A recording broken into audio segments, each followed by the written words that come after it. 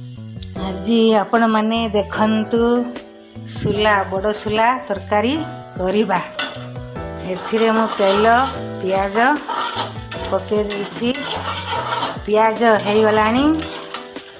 एबे अदा रसुण पेस्ट पकाइबा।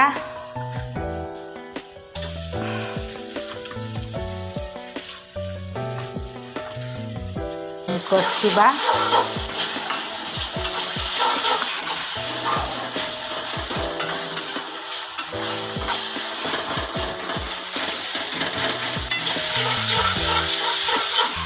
देखो 5 मिनट गला परे काश्मीरी लका गुंड, लंका गुंड, धनिया गुंड, गरम मसला, छोले मसला, मेथी पतर अल्प किछि मैगी मसला टेस्ट करिया पई, तरकारी जीरा गुंड ये सब पकई मेल्ट करदेली। आपण मान पाखे जो थी ये सब पकई देवे। तापरे जो सोला मटर सिझे रखी ताकू देदेली। तापरे भल भावे एमती कषिबा। भल भावे 2 मिनट कषिबा।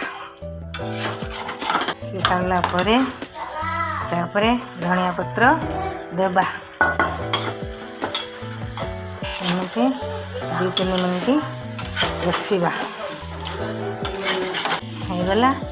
तापरे सुला आलू जो सिझे थी ता पानी रखी थी। कषा तकार भूले भी कंचा पानी देवेनी, ठंडा पानी।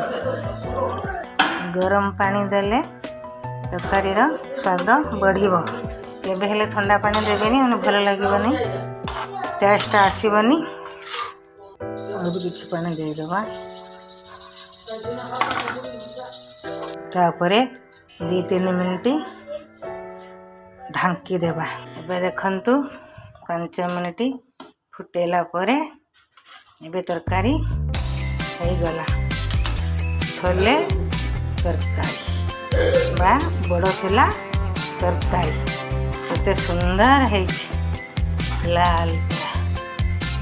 एबे देखंतु हमर पूरा हो गला। प्रस्तुत सोला हो गला।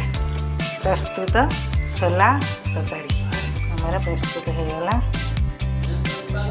सोला एमती घरे बनाई लाल लाल करी खातु और परिवार को खुआतु, आनंद उपभोग करतु।